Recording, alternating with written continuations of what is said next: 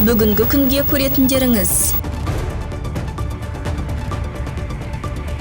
Сейсенбі күні аудан әкімдігінде аппараттық кеңес өтті. Жарқайың тұрғындары республикалық референдумға қатысты. Қалада қар тазалау жұмыстары жүргізілуде.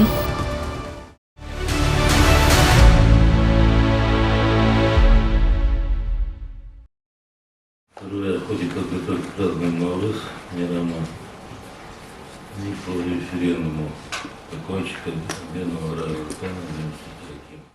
Аудан әкімдігінің мәжіліс залында Жарқайың ауданы әкімі Ербол Жүсіпбековтің төрағалығымен кезекті аппараттық кеңес өтті. Планируйте, что в воскресенье 15 марта вы будете работать с 6 утра до 12 ночи, вплоть до окончания этого дня.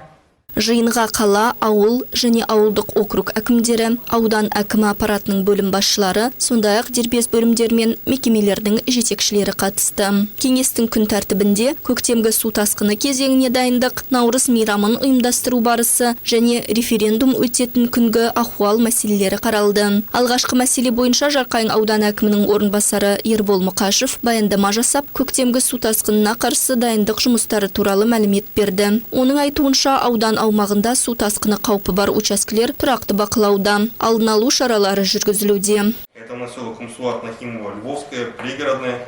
Қазіргі уақытта су басу қаупі бар негізгі елді мекендері пригородный аула. Қазіргі таңда мұнда бар топырақтан үйілген бөгетті нығайту жұмыстары жүргізілуде. Кастелла ауылында да ұзындығы 700 метр болатын қолданыстағы топырақ бөгетті нығайту жұмыстары атқарылып жатыр.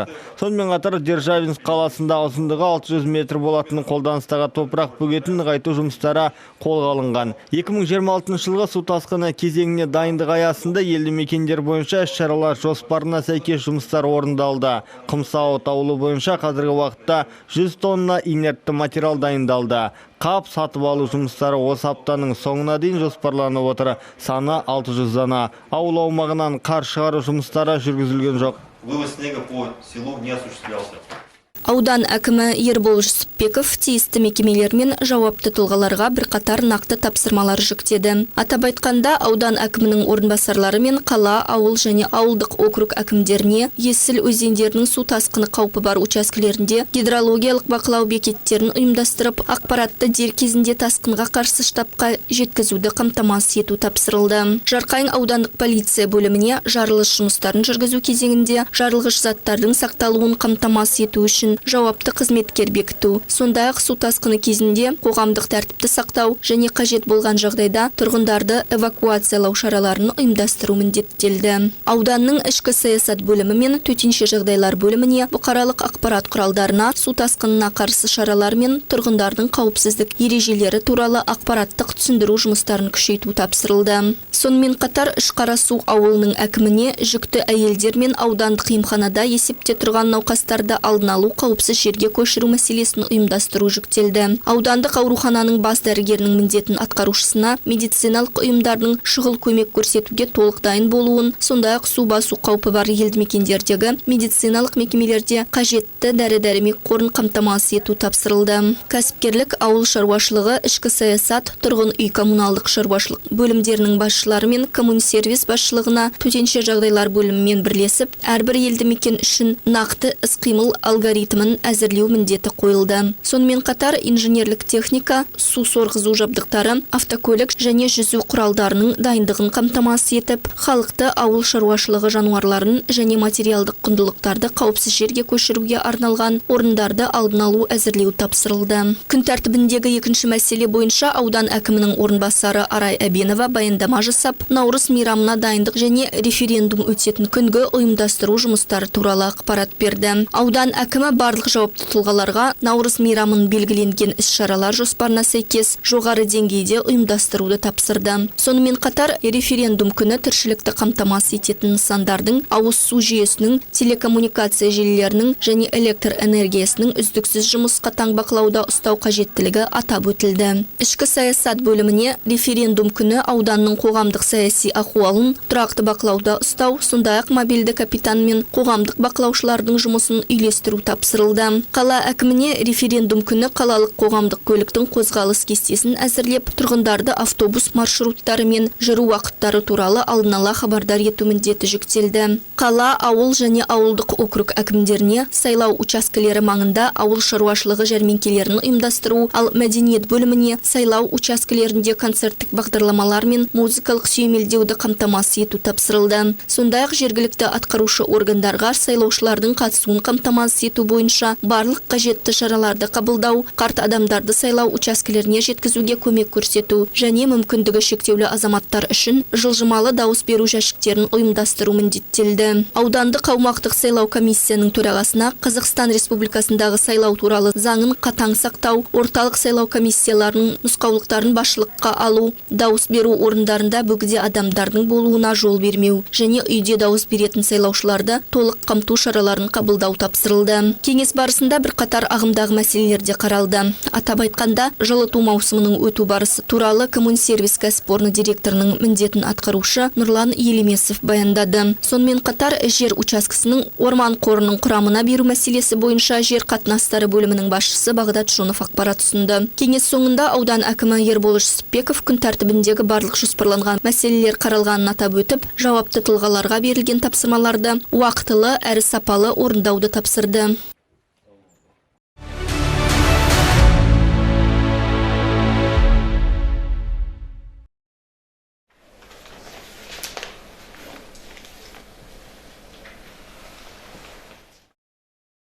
Он 15 наурызда Қазақстанда жаңа конституция бойынша республикалық референдум өтуде. Еліміз бойынша 10 мыңнан астам учаске ашылды. Жарқайың ауданында таңғы 7:00-де 26 референдум комиссиясы ашылды. 25 учаскелік және аумақтық референдум комиссиясы. Қазақстандықтарға конституцияға президент ұсынған және жұмыс тобы әзірлеген түзетулерді жақтап, немесе қарсы дауыс беру ұсынылды. Сайлау учаскелерінде ұйымдастырылған жұмыс қамтамасыз етіліп, барлық қажетті талаптар сақталып, азаматтардың қолайлы дауыс беруі үшін жағдайлар жасалған. Олардың әрқайсысы қажетті ақпараттық материалдармен қамтамасыз етілген. Стендтерде негізгі заң жобасының мемлекеттік және орыс тілдеріндегі мәтіні орналастырылған. Дауыс беруге қатысу үшін барлық санаттағы азаматтар, соның ішінде мүгедектігі бар адамдар үшін жағдайлар жасалған. Дауыс беру сайлау учаскесінің аумағында тұрғылықты жерін тіркеу бойынша әкімдіктер құрған республикалық референдумға қатысуға құқығы бар азаматтардың тізімдері бойынша өткізілді. Барлығы референдумға қатысуға құқығы бар жарқайындықтардың тізіміне 9090 адам енгізілді. Ауданның әрбір тұрғыны жеке дауыс берді. Мен Нурова Айнагүл Тоқтаровна, Ақмола облысы, Жарқайын ауданы, Уәлиханов ауылы нөмірлі 488 сайлау учаскесіндегі Аманат партиясынан бақылаушы ретінде жұмыс атқарамын. Осы учаскеде референдумның қолданыстағы заңнама талаптарына сәйкес өтіп жатқанын растаймын. Учаскелік сайлау комиссиясының мүшелері өз міндеттерін орындауға дайын. Ауыл тұрғындары жақсы көңіл күймен келіп, дауыс беруге белсенді қатысуда. Сайлау заңнамасының бұзылу фактілері анықталған жоқ, дауыс беру процесіне ешкімнің араласуы байқалмады. Аудан басшылығы алғашқылардың бірі болып дауыс берді. Нөмірі 483 учаскеде Жарқайың ауданының әкімі Ербол Жүсіпбеков және оның орынбасарлары Аманат партиясының атқарушы хатшысы Айбек Слеухадыр дауыс беруге қатысты. Сондай-ақ өз учаскелерінде аудандық мәслихаттың хатшысы Асылхан Әлжанов, аудандық ардагерлер кеңесінің төрайымы Ұлболсын Ахметова және басқа да көптеген басшылар дауыс берді. Аудан тұрғындары өздерінің азаматтық ұстанымдарын көрсету және ел үшін маңызды оқиғаға қатысу үшін учаскелерге белсенді түрде келді. Референдум тыныш және іскерлік жағдайда өтті. Жарқайың ауданының тұрғындары ел болашағы үшін маңызды шешімдер қабылдауға қатысу арқылы белсенділік пен жауапкершілік танытты. Біз бүгін келіп отырмыз, тәуелсіздігімізді тыныш болсын деп, еліміз тыныш болсын деп, елге жақсыға келейік. Алла Тағала қазақстанымыз өркей берсін, өне берсін. Еліміз тыныш болсын, жастар көп болсын, Алла Тағала, уайым жоқ болсын, Алла Тағала. Барлықтарының отбасына амандық тілеймін. 15 наурызда қазақстандықтар жаңа конституцияны қолдайды ма деген басты сұраққа жауап берді. Елдің саяси құрылымы қандай болатынын халықтың дауысы айқындайды. Таңертеңнен бастап аудан тұрғындары сайлау учаскелерінде өздерінің азаматтық борыштарын өтеу және өз таңдауларын жасау үшін келді. Учаскелерде сайлаушылардың жақсы келуі байқалды. Адамдар отбасымен, жақсы көңіл күймен және ел үшін маңызды оқиғаға жауапкершілікпен қараумен келді. Жарқайың ауданының тұрғындары дауыс беруге қатысып, еліміздің болашағына өз үлестерін қосып, белсенді азаматтық ұстаным танытты. Бүгін референдумға әрине өзімнің даусымды бердім. Ойлаймын, осы дауыс әрбір Қазақстанның азамат-азаматшасына керек деп. Әрбір учаскеде дауыс берушілерге қолайлы жағдай жасалып, ұйымдасқан әрі тәртіпті жұмыс жүргізілді. Референдум Жарқайың ауданында тыныш әрі іскерлік жағдайда өтті. Тұрғындар ел болашағына қатысты маңызды шешім қабылдауға қатысып, азаматтық жауапкершілік пен белсенділік танытты. Сәлеметсіздер ме жерлестер, бүгін өте Қазақстанға маңызды күн. Жаңа конституцияға бәріміз бір адамдай дауыс берейік. Жаңа конституция ол Қазақстанның болашағы. Жарқайың ауданына қарасты Пригород ауылындағы нөмірі 499 сайлау учаскесінде бүгін ерекше әрі көңілді көрініс орын алды. Референдумға дауыс бердім. Мен үшін ол маңызды оқиға, себебі әрбір азамат өз пікірін білдіру керек. Менің ойымша мұндай мәселелерді бірге шешуіміз керек. Осылайша Жарқайың ауданының сайлау учаскелерінде тек ұйымдасқан жұмыс қана емес, көтеріңкі көңіл күйде байқалды. Ал тұрғындар ел өміріндегі маңызды оқиғаға белсенді қатысып, өз азаматтық ұстанымдарын білдірді. Львов ауылының тұрғындары да шетте қалмай референдумға белсенді түрде қатысты. Ауыл халқы өздерінің азаматтық борыштарын орындап, маңызды қоғамдық саяси науқанда белсенділік танытты. Бұл ауыл тұрғындарының ел болашағына бейжай қарамайтынын көрсетеді. Жарқайың ауданында бүгін маңызды қоғамдық оқиға референдум өтті. Аудан тұрғындары бұл саяси науқанға белсенді қатысып, өздерінің азаматтық ұстанымдарын білдірді. Осы күннің аясында Державинск қаласының кіші алаңында азық-түлік жәрмеңкесі ұйымдастырылды. Қала тұрғындары мен қонақтары жергілікті өндірушілер ұсынған сапалы әрі балғын өнімдерді сатып алу мүмкіндігіне ие болды. Жәрмеңкеде ет өнімдері, нан, тоқаштар, көкөністер мен жемістер, сондай-ақ сүт тағамдарының кең түрлері ұсынылды. Сатып алушылар тауарлардың мол таңдауы мен қолжетімді бағаларын ерекше атап өтті. Мұндай жәрмеңкелер жергілікті өндірушілерді қолдауға және тұрғындарды сапалы азық-түлікпен қамтамасыз етуге мүмкіндік береді. Алаңда мерекелік әрі көтеріңкі көңіл күй қалыптасып, көптеген тұрғындар отбасыларымен келіп, сауда жасап қана қоймай, уақыттарын да көңілді өткізді.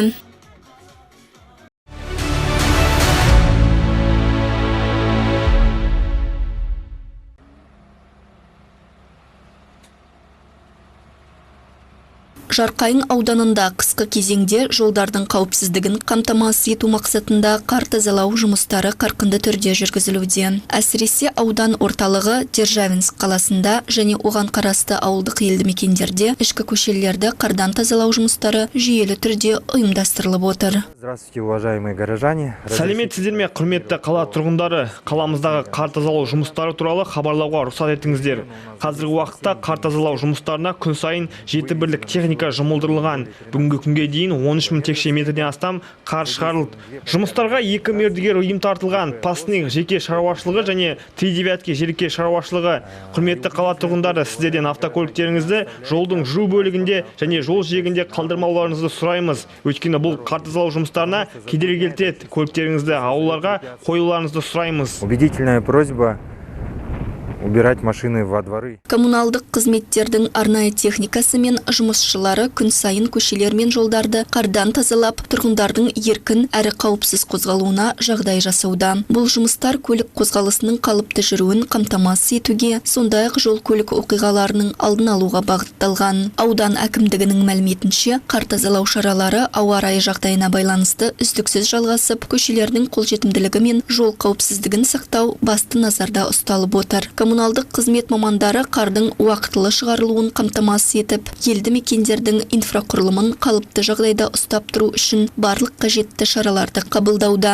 Жүргізіліп жатқан жұмыстардың нәтижесінде Державинск қаласы мен ауылдық елді мекендердегі ішкі көшелердің тазалығы қамтамасыз етіліп, тұрғындар үшін қолайлы әрі қауіпсіз орта қалыптастыруға мүмкіндік берілуде.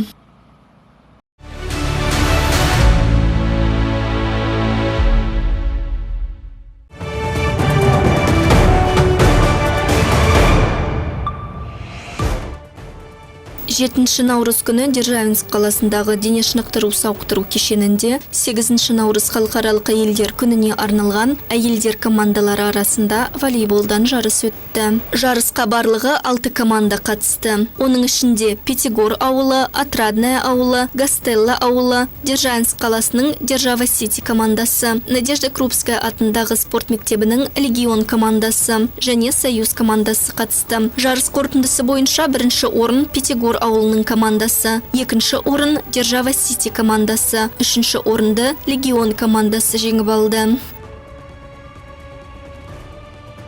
Халықаралық әйелдер күніне орай Ербол Жүсіпбеков Жарқайың ауданының әкімі бірқатар әлеуметтік мекемелерді аралап, әйелдерді көктем мерекесімен құттықтады.